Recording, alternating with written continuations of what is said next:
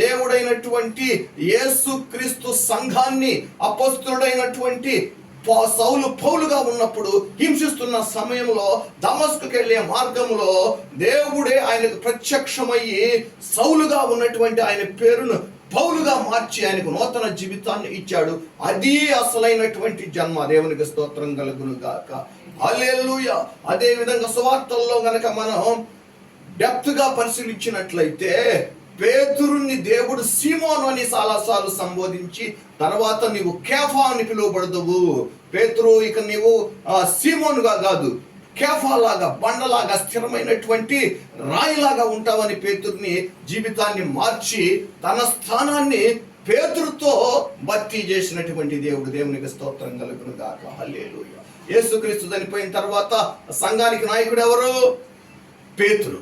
అది అసలైనటువంటి నూతన జన్మ. కాబట్టి ఈ బిడ్డకు దేవుడు అనుగ్రహించినటువంటి మరి ఒక సంవత్సర కాల కృపతో పాటుగా గడచిన కాల కృపను, రాగల సంవత్సరకాల కృపను దేవుడే అనుగ్రహించి ఉన్నాడు. నూతన దయా కిరీటమును ఈయనకు ధరింపజేసి ఉన్నాడు.